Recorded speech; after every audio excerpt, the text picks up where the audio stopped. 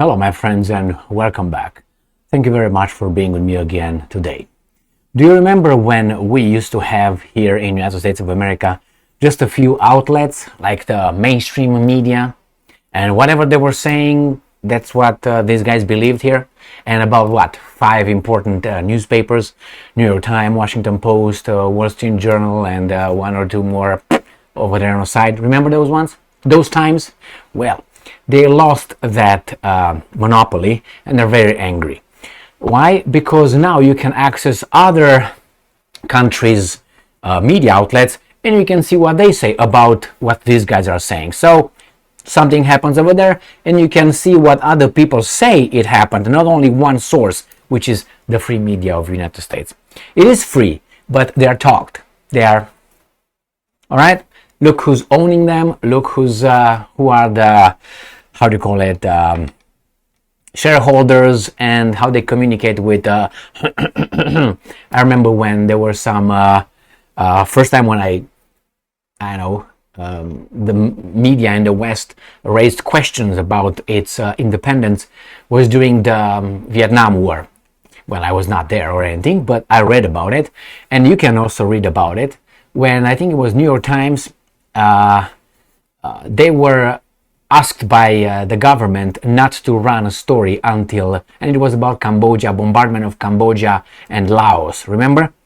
So the United States of America bombarded those countries next to Vietnam, and they did not disclose that to the population, but when the military, and then I think it was under Nixon's administration, and then when I think it was the New York Times, one of the big newspapers, I know, we're about to publish the information, they were contacted by the big guys and say, hold on to that, don't wait about 1 or 2 days until we, probably prepared, and that's exactly what they did. They came with a statement and then they say, now you can do it.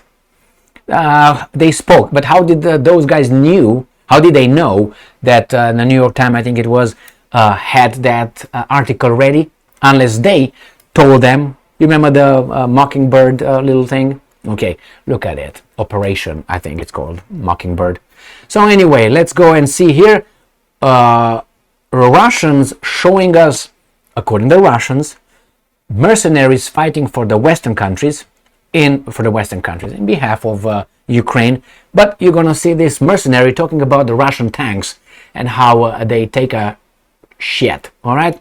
So I'm doing this not to show you that these guys are scared or anything like that, but how war brings fear in the heart of each and every person, and these are military people who voluntarily, allegedly, went over there to fight the Russians, and now they go home. I say, I want to forget about that, man. That was a bad deal. Now imagine a person over there without weapons. Let's watch this video. This comes from Sputnik. It says, watch foreign mercenaries run screaming from Russian tank. Remember, this is what the Russians say. So obviously, this is their, but this is evidence. It's not, CNN or anybody else. Just watch this video and you make your own mind on that.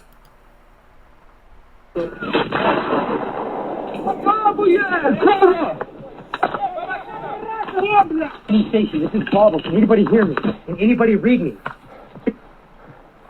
Go! Go!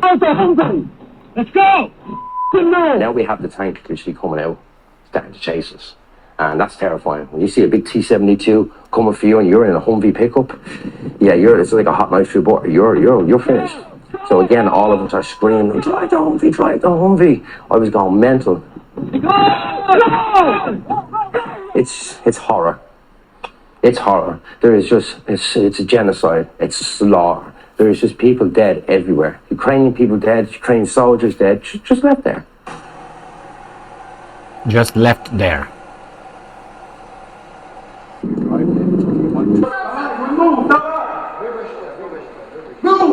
This should take you to Dnipro. This should become a memory from me, yeah? That's all it'll be, just a memory that I'll try push behind, that I'll hopefully forget. All right, well, that is a according to this guy's mercenary, but mercenary or not, he is a guy who had first-hand experience on the side of the Ukrainians. He was claiming a tank was coming after us. Well, what can you do? And it's another thing. You run away, but on the other hand, you cluster together. So the tank can use only one shot and destroy all of you. But anyway, what do I know, right? The point is, it's destruction. He said genocide, but hey, genocide has a lot of.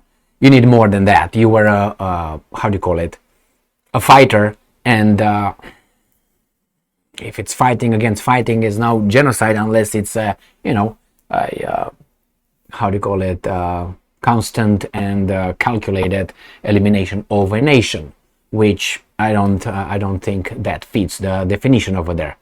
But here it is, just a little video with this volunteer going back home, alive, good. That's the main point. Thank you very much for being with me again today. Stay strong, stay smart, look for the truth, and be just.